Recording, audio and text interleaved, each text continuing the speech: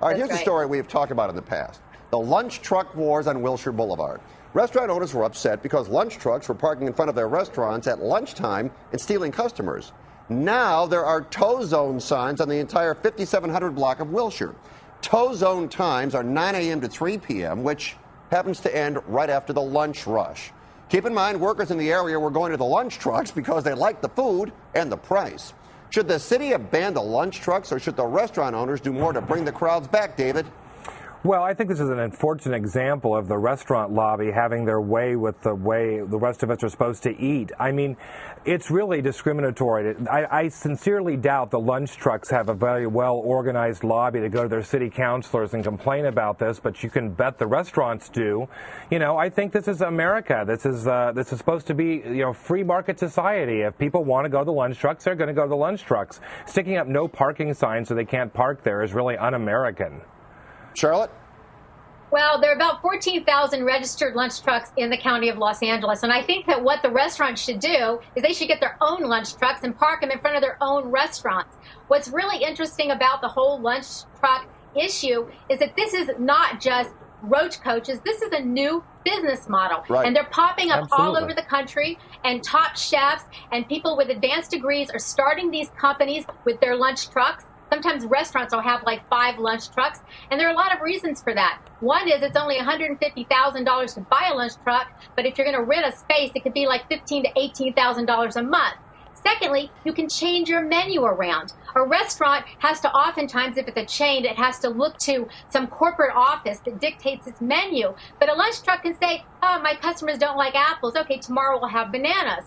And the third thing is, it's fast. It's like we're turning from a fast food nation into a lunch truck nation. Charlotte, people want to rush you've hit the down nail and on the head here. If the restaurants don't like these lunch trucks, maybe they should actually try to compete with them and not ban them. I totally agree. Yeah, absolutely. But we are kind of a workaholic nation, so I think people just want to grab their food and rush back to their computer rather than have to even go stand in line at a restaurant or sit at a table. Well, So you can thank your local restaurant because you can't do that on Wilshire anymore. Yeah, and I'll be honest with you, you know something? The food at the lunch truck was good. People wanted to buy food at the lunch truck. What's the problem? I think that's a very, very bad decision. Okay. Yep. The story of the state dinner gate crashers will not go away. Whether they crash the party or not, for them, mission accomplished. They got attention. And that was very important since Bravo was considering using them on Real Housewives of Washington, D.C. Is it tough to sneak into a state dinner at the White House? Charlotte, I think you know all about that, don't you? I do know all about this. I've actually crashed past Secret Service twice. I've crashed, I don't know, well over 100 events in my life, probably a lot more than that. And I wrote a book on how to meet celebrities and how to crash events.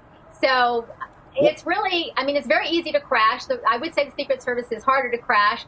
But the truth is that I do not believe the Obama administration is to blame with this particular scenario because, of course, I've crashed to meet Reagan. I crashed to meet John Kerry when he was the Democratic candidate for president. Other people have crashed to meet Roosevelt. Some little kids got into the White House. Well, wait a minute. How do you get past the Secret Service? Let's just nail it down. How do you do it?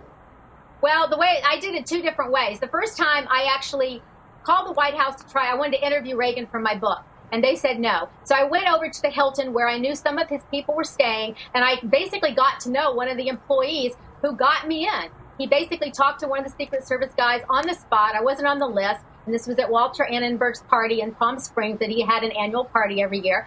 And basically, they let me in. I kind of got in, and I got to interview the president. The second time was at a very expensive fundraiser in Los Angeles for John Kerry. People had paid $25,000 for the dinner.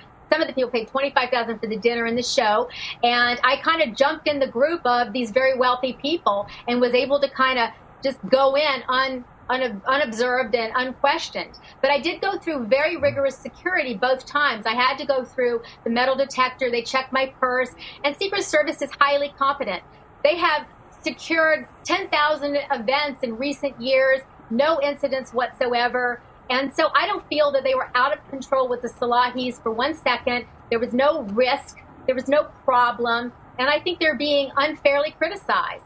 And I think the Salahis are also, because people are calling them... Wait, Charlotte, we're almost out of time. I want David to talk. Then I want to comment on your report about they're being unfairly criticized. David, go ahead. Well, more power to Charlotte for her ability to get into these high-priced fundraisers and stuff. I have never had an issue with the Salahis. The issue here is squarely on the doorstep of the Secret Service. They clearly dropped the ball. If you can't keep an event secure at the White House, where can you? So, you know, I agree with Charlotte that the issue here is not the Salahis, it's a Secret Service. And, you know, I don't really care if you want to sneak in, more power to you. You know, they were frisked or whatever, and they went through metal detectors and that kind of stuff. But in this day and age of terrorism and shady characters and all that kind of stuff, it just doesn't make me feel very good that the White House is not secure. I just don't think it's a very good thing. But I agree with Charlotte. The issue here is not the Salahis. You know, more power to them. They got in, and you know, I think the people with the egg in their face right now is the Secret Service. Well put there. I appreciate your time tonight, Charlotte, who now we've learned you are a spy sneaking into places. But as for the Salahis, I'll say this. It's all about reality TV. They just wanted attention. That's all they wanted. They got it, and I think they got it in the wrong way. You guys have a nice week. I'll talk to you next week.